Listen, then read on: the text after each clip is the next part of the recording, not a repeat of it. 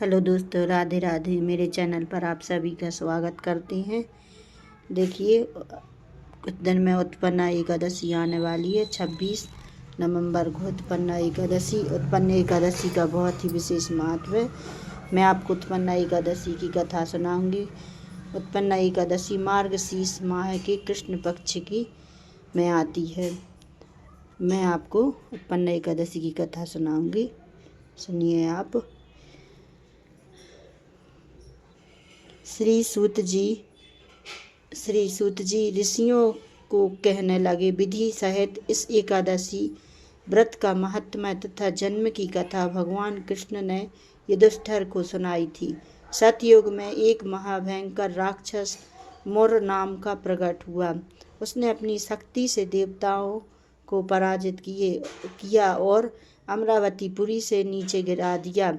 बेचारे मृत्युलोक की गुफाओं में निवास करने लगे और कैलाशपति की शरण में जाकर दैत्य के अत्याचारों का तथा अपने महान दुख का वर्णन किया। शंकर जी कहने लगे, आप भगवान विष्णु की शरण में जाइए। आज्ञा पाकर सब देवता क्षीर सागर में गए। वहाँ शेष की शैया पर भगवान शयन कर रहे थे। वेद मंत्रों द्वारा स्तुति करके भगवान को प्रसन्न किया। प्रार्थना करके इंद्र कहने लगा, एक नाड़ा जग नाम का दैत्य महावंश से चंद्रावती नगरी में उत्पन्न हुआ। उसके पुत्र का नाम मुर है। उस मुर दैत्य ने हमें स्वर्ग से निकाल दिया है। आप ही सूर्य बनकर जल का आकर्षण करता है।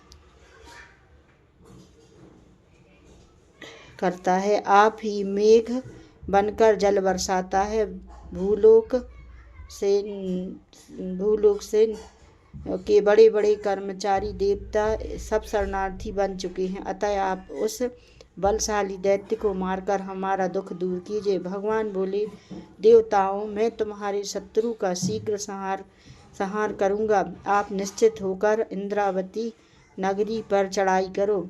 मैं तुम्हारी सहायता करने को पीछे से आऊँगा। आज्ञा मानकर देवता लोग वहाँ आए, जहाँ युद्ध भूमि में सुर दैत्य गरज रहा था। युद्ध प्रारंभ हुआ, परंतु मुर के सामने देवता घड़ी भर न ठहर सके। भगवान विष्णु जी वहाँ आ पहुँचे। सुदर्शन चक्र की चारों ओर सफाई कर दी।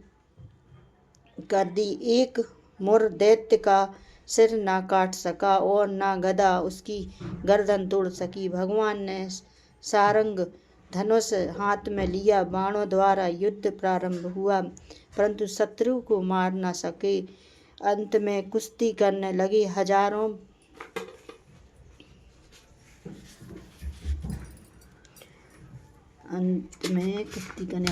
वर्ष व्यतीत हो गए, परंतु प्रभु का दाव बंध न सका। एक बांध न सफल हुआ। मुर दैत्य पर्वत के समान कठोर था। प्रभु का शरीर कमल के समान कोमल था। थक गए, मन में विश्राम की इच्छा उत्पन्न हुई। शत्रु को पीठ दिखाकर भगवान चले। आपकी विश्राम भूमि बद्री का आश्रम थी। वहाँ एक गुफा 12 योजन की थी। हेमवती उसका नाम था। उसमें घुसकर सो गए। मुर दैत्य भी पीछे पीछे चला आया। सोते हुए शत्रु को मारने के लिए तैयार हो गया। उस समय एक सुंदर कन्या प्रभु के शरीर से उत्पन्न हुई, जिसके हाथ में दिव्यास्त्र थे।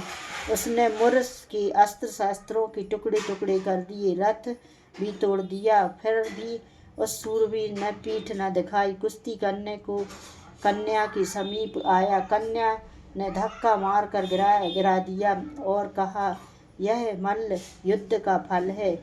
जब उठा तो उसका सिर काटकर कहा, यह हठ योग का फल है। मुर की सेना पाताल को भाग गई। भगवान निंदा से जागे तो कन्या बोली, यह दैत्य आपको मारने की इच्छा करके आया था। मैंने आपके शरीर से उत्पन्न होकर इसका वध किया है। भगवान बोले, तुमने सब देवताओं की रक्षा की है, मैं तुम पर प्रसन्न हूँ। वरदान देने को तैयार हूँ। जो कुंद मन की इच्छा हो प्रगट मांग लो। कन्या बोली, जो मनुष्य मेरा व्रत करे उनके घर में दूध पुत्र धन का विकास रहे, अंत में आपके लोक को प्राप्त हो।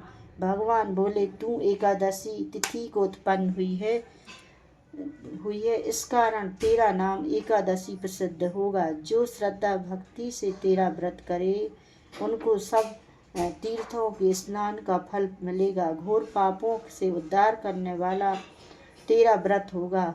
ऐसा कहकर भगवान अंतर्ध्यान हो गए।